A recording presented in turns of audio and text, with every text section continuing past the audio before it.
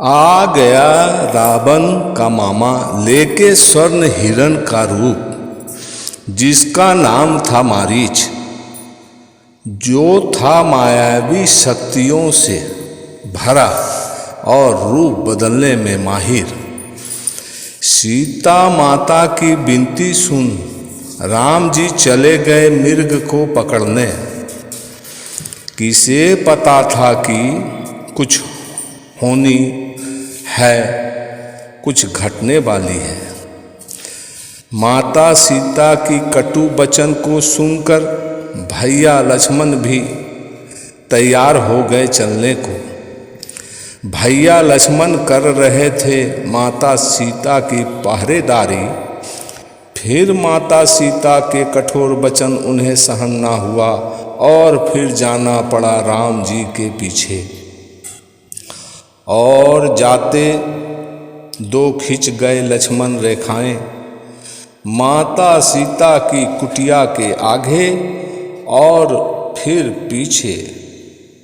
वही हुआ जिसका डर था, ले गया रावण माता सीता को हर के। हम जला तो रावण हर साल रहे हैं, राम कथा रह गए नाट्य मंचन का खेल।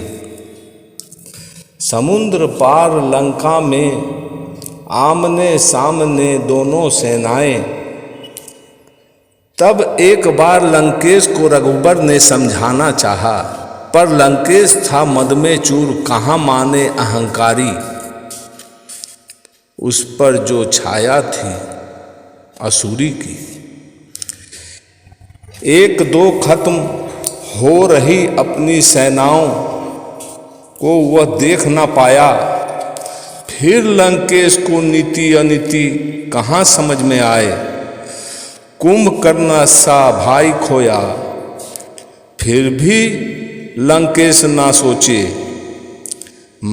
मेघनाथ चलाया नाग पास, हनुमान लाए संपूर्ण पहाड़। लखन के प्राण बचाए, रघुबर के प्राण में प्राण आए। मेघनाथ का करके वध अन्याय कुछ कम किए। रावण फिर भी तनिक न विचलित, न पुत्र का मरने का शोक हुआ। किया अपने ही कुल का सर्वनाश, पर न दुखी हुआ।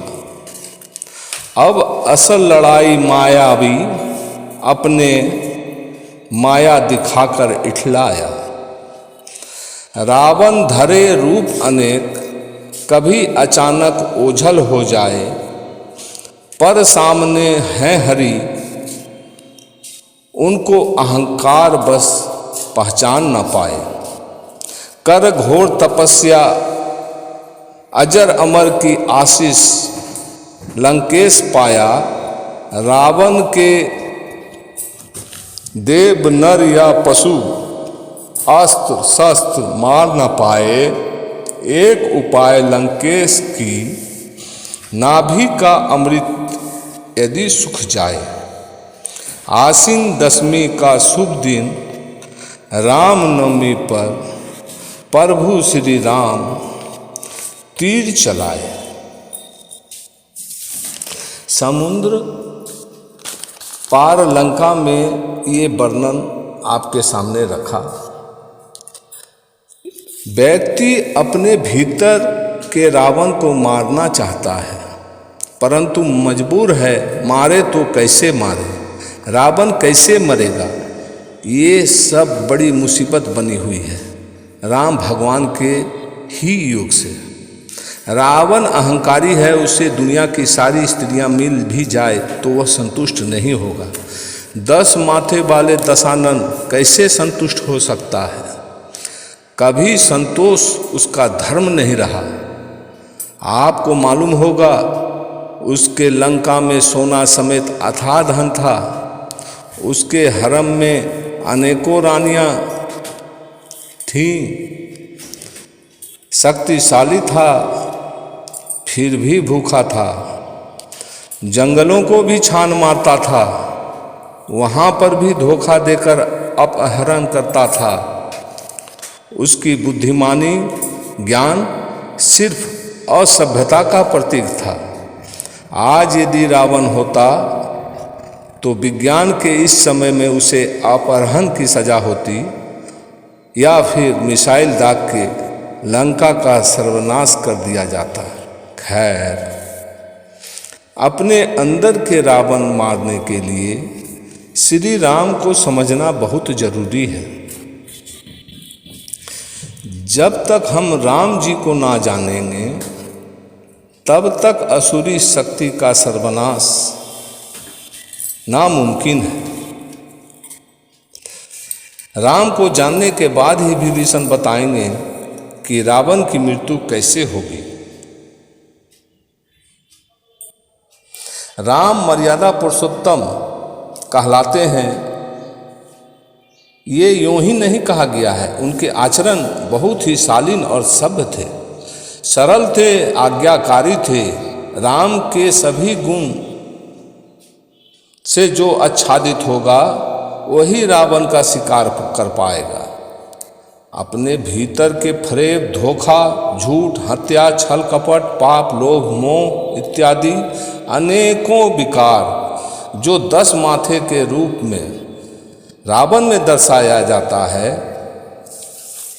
ये ही राज की बातें हैं और इसे समझना बहुत आसान नहीं है। हर कोई राम राज की आशा में है। कोई भी असुरी शक्ति का राज नहीं चाहता। असुरी वृत्ति छोड़कर रावण को कोई पसंद नहीं करता।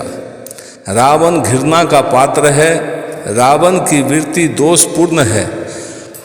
असुरों के राजा का आचरण अन्य व्यक्तियों के प्रति दमनकारी है। रावण अपने मार्ग में आने वाले सभी नीतिगत आचरण को त्याग सकता है। इतना बलशाली असुर राजा अबला नारी पर शक्ति का दुरुपयोग करता है। जबरदस्ती अपने हरम में ले जाता है, छुपाता है और खुफियागिरी भी करवाता है। कैसा है आचरण रावण का, ये आप खुद निर्णय लो और अपने जीवन में बढ़ो। राम ही राम तुम में कायम हो। तुम्हारे अंतःस्थल में, तुम्हारे स्मरण में, तुम्हारे जीवन में प्रभु श्री राम का पदार्पण हो, जो बहुत ही सफल जीवन देगा तुम्हें। जब राम तुम्हारे साथ होंगे तो रावण जरूर मरेगा और फिर माता कौशल्या भी समझ में आएगी और फिर अयोध्या आगमन भी होगा तुम्हारा। यदि रावण जीवित रहा तुम्हारे अंदर तो जीवन पूरा का पूरा व्यर्थ हो जाएगा। मृत्यु भी तुम्हारे साथ वही करेगी जो उसने रावण के साथ किया।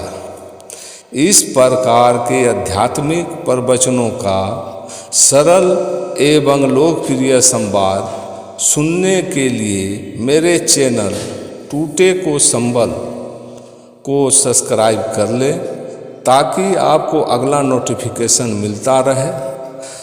प्रभु रामचंद्र की जय। बुरे विचारों का दहन हो, हृदय में बुराई का नाश हो, अच्छाइयों का जहाँ मान हो, श्री राम का वहाँ वास हो। प्रभु रामचंद्र की जय।